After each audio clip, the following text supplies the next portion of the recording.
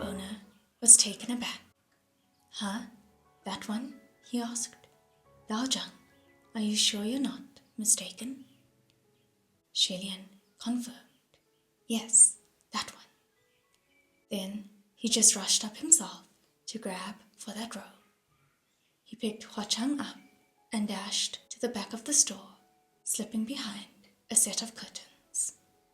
This clothing store was a daring one, and an innovative one at that.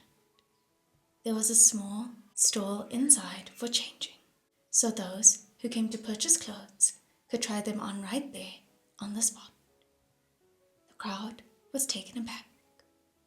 A moment later, a luxuriously dressed cultivator walked past the clothing store, grumbling as he rubbed his forehead, and behind him followed a mob of strange, malicious-looking monks and cultivators. When they saw the clothing store had a large gathering, he barked, displeased. "What are you looking at?" "Sigh, forget it. Let's hurry. I need to go to the toilet again," said another member of the mob. "Wait, Heaven's Eye Shang," said another. "There's plenty of people here. Why not ask them if they saw?" Heaven's Eye said, "My lady donors, have you all seen a white-clad cultivator with a small child covered in bandages pass by?" The crowd was silent, but there were some who unconsciously glimpsed to the back of the store. The mob grew cautious and made the hand gesture of "go over and see." Heaven's Eye strode inside, held his breath, and slowly approached those curtains. A moment later, he yanked it open. Instantly, there was a shriek. Behind the curtains sat a woman, her long raven hair twisted in a loose bun, her neck slender and white, with a black choker and a thin silver chain circled around. Her robe was half stripped, revealing her snow-white shoulder and a small bit of her back. It looked as if it was about to drape and fall, making one's face burn and heart race. When the curtains were pulled, the figure of that woman trembled. She covered her face with her sleeves and whimpered softly, as if she was shocked and terrified by such a sudden and brutish act. Heaven's Eye instantly dropped the curtains. I'm sorry," he stuttered. The band of monks and cultivators who followed after Heaven's Eye all screamed too. "What a sin, what a sin!" And they all covered their own eyes. Using this chance, that woman whipped around. Who else could it be but Shilian? Hua Chang was sitting in his arms and was only blocked from view by Shilian's body. Although Shilian was a man and his shoulders were wider than the average woman's, he only pulled down half of his robe to expose the breast ankle, creating the perfect effect. With one arm full of Hua Chang, Shilian lifted the skirt with his other hand and dashed past the screaming monks and cultivators with their eyes covered, fleeing away like the wind. The store owner and the ladies were all dumbfounded. Seeing him flee, the store owner had wanted to stop him, but opening and closing his mouth, he looked down at that gold foil that could easily buy 2 sets of clothing and more. Then he shrugged and stopped caring. Shilian dashed madly the entire way with Hua Chang in his arms, leaving nothing but clouds of dust. The passers-by on the streets only saw the blurry shadow of a woman holding a child fly by, as lithe and ferocious as a jaguar, creating clouds of suffocating dust. They choked and coughed, their eyes unbelieving. A small food stall on the side of the road was covered, and the owner started cursing. "What's wrong with you?" he shouted. Shilian spared the time to turn his head and shouted loudly, "Everything's wrong. I'm sorry, I'm sorry." Just then, he heard wild hollering from behind him. "Stop right there." He looked back, and it was that mob who had charged out of the clothing store. I really wonder what's on the minds of people who yell, "Stop," right there. It's obvious the one they're yelling at won't stop. Instead, they would just hold their breath and run faster, Julian thought, and he immediately put his mind to it, dashing away faster. With this large crowd running down the streets, more dust flew and choked the air. The food store owner couldn't even curse anymore, flipping his own pot from anger. "Why the f*** do I even bother?" he shouted. After chasing for 4 hours, sure enough, the monks and cultivators who were yelling as they ran were finally losing their breath, their steps slowing. As for Shelian, who was experienced in the art of escape, he soundlessly persevered to the very end. Once the mob had lost their tail completely, Shelian put Hua Chang down and stood on the side of the road, gasping for breath. Hua Chang held his shoulders and said in a low voice, "Don't breathe too harshly, you'll hurt yourself." Shelian looked up and saw Hua Chang's small frown, but since he still wore the face of a child, Shelian couldn't help but laugh out loud. He laughed too abruptly. A sharp pain shot up from his ribs, and he held his sides. Seeing that Hua Chang was looking dismayed, he waved his hand. "It's nothing, eh? Is that an inn over there?" Sure enough, not far in the distance, an inn with a warm yellow glow peeped through the steadfast blues of the evening, as if beckoning travelers. Shelian straightened up and said, "Let's go in and rest." "All right," Hua Chang agreed. Shelian clutched his hand, and the two strolled toward the small building. When they came before the entrance, Shelian realized that this inn had 2 levels, much more lavish than it appeared from afar. The doors were closed, and Shelian raised his hand, knocking lightly. "Anyone there?" he asked. "We're here to stay the night." Soon enough, someone called from inside, "Coming, coming." A moment later, the doors opened, and several attendants came forward to greet them, their faces full of smiles. "Good sir." They had wanted to say, "Good sir," but seeing the person before them was wearing women's robes, they changed to "Miss." But before the words left their lips, Shelian emerged fully from the darkness with Hua Chang in hand. If there was a child, then it wasn't an unmarried lady, so they changed again.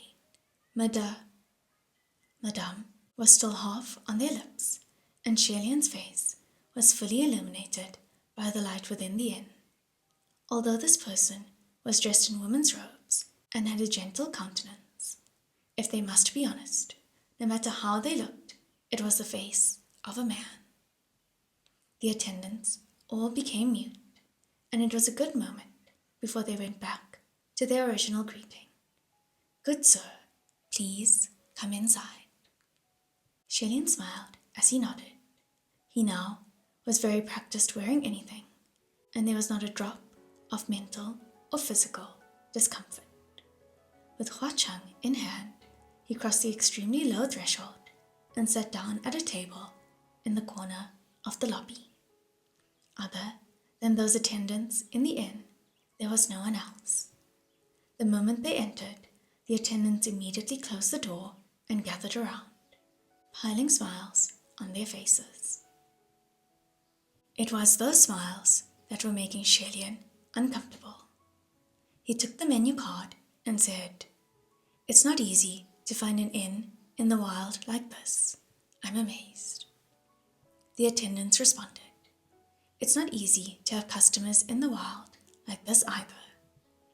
For some reason, although they were smiling, those smiles looked like they were painted on, quite fake. Shelian didn't move a muscle or change his expression. He flipped the menu card and ordered a few dishes before the attendants merrily left to bring their orders to the kitchen. Hua Chang was playing with his chopsticks. Gurga, we've entered a shady establishment, run by ghosts, he said.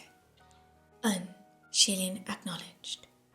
If it wasn't anything weird, then a small inn with one level and a couple of attendants in the wild like this was already quite amazing. Why was there such a lavish establishment with so many attendants? Of course, this wasn't strong evidence. The main reason was because the moment Shilin entered the inn, he could smell the thick, fresh stench of blood. Normal people probably wouldn't notice the stench of blood, but for someone as experienced and with senses as sharp as Shilin, the heaviness had reached the point where he couldn't ignore it. Shilin said, "There are more people on the second level. I hear their footsteps. I wonder if they're travelers who are also here staying the night. If they were, then they must be rescued." The two sat across from each other and put their faces together, talking in whispers for a long while, when the attendants finally brought their dishes. "Coming," the attendant said. Shilin was about to speak, but caught a slight movement from outside. He immediately rose to his feet. "We're going to rest in our rooms," he said. "Can I trouble you to bring our food upstairs?" No problem, the attendant said. Shilin held Hua Chang's hand and lifted his skirt with the other hand with practiced ease as they went upstairs. He looked back. "Oh, by the way, if anyone asks about us, please tell them that you've never seen us," he said. No problem, the attendants replied. Shilin hurried up the stairs. It wasn't long before the brash sound of someone knocking upon the doors came and a gruff voice called, "Open up, open up." The attendants opened the door with smiles on their faces. The crowd that poured in was Heaven's Eye and that mob of relentless monks and cultivators. Shilin and Hua Chang had already entered their room on the second level by then. As they shut the doors behind them, they could hear the people who had just entered the inn yelling, "Toilet, toilet, toilet," and running for the stalls, while others demanded, "Boss, do you got water?" Seeing so many people come in all at the same time, the attendants were overjoyed. There is, they said. "Please wait, it's coming." "Sigh, I'm so stuffed," Heaven's Eye complained. Unbelievable that what's-ma-call-it, incorruptible chastity pellets really is some tenacious poison. "I've only drunk some 20 cups. How long will it take before I reach 81? Shilin hadn't imagined that those monks and cultivators were actually so honest. He told them to drink 81 cups of water, and so they really planned on drinking exactly 81 cups of water.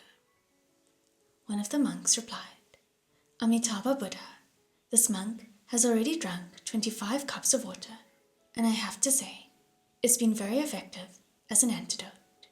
This monk is feeling much better already." Hearing this, Shilin didn't know whether to laugh or to cry. He fumbled around, looking to see if there might be any cracks that he could peek through. He saw Hua Chang half crouched on the ground by his side, calling him, "Gurga, look over here." Shilin crouched down too and looked to where he was pointing on the ground, but didn't see anything wrong there. "What's over here?" he asked. Suddenly, Hua Chang poked, and a small hole instantly appeared on the solid floor, a thin ray of light coming through. "Here," he said. "Now we can see." Shilin leaned down and peeked down through the hole. The mob was gathered at a long table in the middle of the lobby, and Heaven's Eye slapped the table, saying, "Humph, we were too careless this time. Next time, if we see that evil cultivator, we won't give him any chance to take advantage of us." We must take down this Hua Chengju and eradicate evil in the name of heaven. Xilian whispered. Sanlang, just how have you offended them? Hua Cheng didn't answer, but someone had already asked for Xilian. That's right, I never asked, but how come you're all here to catch that ghost king? What's the story? Thus, the mob began a meeting to exchange condemnations. Just talking about it brings anger to my heart. 20 years ago, there was a village where a pig monster went mad and overthrew the master's house. The house collapsed, the whole family was killed. That pig fled to the ghost city. I'd only just entered the trade at the time, so I went after it. But I was beaten to a pulp by a bunch of ghosts and had no choice but to escape. What humiliation!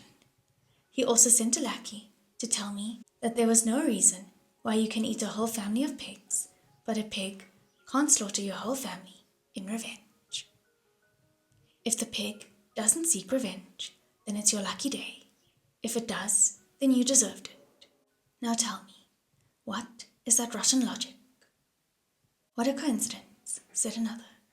Our sect experienced something similar, but it was over a rooster spirit. Our story's simple, said another, because the god we worshipped in our sect was one of the ones he listed for that challenge. No matter how many temples we built, he'd burn them down. What an outrage. Absolutely unreasonable. Me too, said another. You all know of my Shishong, right? Talented with an infinite future. He had only one small vice. He loved playing women. Decades ago, a little prostitute ghost seduced my Shishong and sucked him dry into human jerky, and that that ghost king dared shelter her. The criticism was flaming down below, but above them, Hua Cheng looked bored, not even bothering to give a taunting smirk. Heaven's Eye said, I think I've heard of your Shishong before. Wasn't he that guy who, under the pretense of conducting rituals and ceremonies, would confound and force himself on married women? The one who was locked up for 3 months? Ahem. That man cleared his throat. It just so happened that at that moment, the attendants brought their food over, and the crowd hurriedly diverted attention. Food's here. Come. Let's say no more. Heaven's Eye shone. Let's eat. Xilian straightened up and glanced at the dishes that the inn attendants brought over, and Hua Cheng said, no need to keep looking. They'll keel over the moment they eat that stuff. Xilian said in a low voice, this is going to be troublesome. Although that mob of monks and cultivators were relentless and extremely annoying, still, they couldn't just let them croak in this peculiar, shady establishment. Yet it wasn't a good idea to raise alarm either. Just then, Heaven's Eye spoke up. Stop. He stared at those dishes and blocked the others, his eyes sharp and flashing. Xilian praised mentally. He really does have some skill. The others wondered. Heaven's Eye shone. What's wrong? Heaven's Eye reached out with one finger and wiped around the edges of a plate, and he raised that finger high in the air, yelling in rage. So much grease from just one wipe of a finger. The plates aren't washed clean. Just what kind of business are you guys running around here? Xilian had thought that he had noticed something off, but he hadn't imagined it was a different kind of off. Although he was a little speechless, the results were all the same. The moment Heaven's Eye complained, the others began to gripe too. My gosh, it's true. What's in this? It's all sticky like spit. Wait, there's a hair in this dish. Someone reached out with their chopsticks to stir around, and sure enough, a few strands of black hair were stirred out. Holy shit, "What's going on with your kitchen? Who the hell's in the back?" they shouted. The attendants rubbed their hands, smiled, and said, We recently butchered a few pigs, so those are probably pig hairs." Yet when the chopsticks picked at those hairs, the more they pulled, the longer the hairs became, longer and longer. "What kind of pigs have hair this long?" they shouted. "Is your boss lady washing her hair in the kitchen? Take this all away and redo them." "Yes, sir, yes, sir," the attendants hurriedly acquiesced. "We'll redo everything immediately. My lords, please drink water, drink water." Drinking water won't be good either, Shillian thought. There must be something in the water too. Before the attendants walked away, when water had just about reached the lips of the mob, Heaven's Eye called out again, "Get back here." The attendant returned, smiling apologetically. "Does my Lord Daojang need anything else?" he asked. "Let me ask you," Heaven's Eye said. "Have you seen a very bizarre woman with a small child come by?" So he did inquire, after all. Thank goodness I'm instructed for them not to tell him, Shillian thought. Yet who knew, just as he was thinking this, that the attendant responded without pause, "Oh, I have." The mob was shocked, and they put down their water, lowering their voices. "Where are they?" they asked. The attendant also lowered his voice. "Upstairs," he said. The mob was instantly on high alert, their gazes whipping upward. Shillian swiftly blocked that hole Ho Chang had poked out with his finger. A moment later, there were the creeping sounds of a group of people coming upstairs. Shillian skulked to the door, listening to the footsteps. It seemed that the attendant had led that mob up, sneaking toward them. His left arm held Ho Chang, with his sword clutched in his right hand. Rhea was next to his person, shielding them, all weapons at the ready. He was tense and on guard. However, those footsteps passed right by their door and continued deep into the long hallway. Puzzled, Shillian pressed against the door and looked out through the cracks. That mob passed by this room and was surrounding the entrance to another room.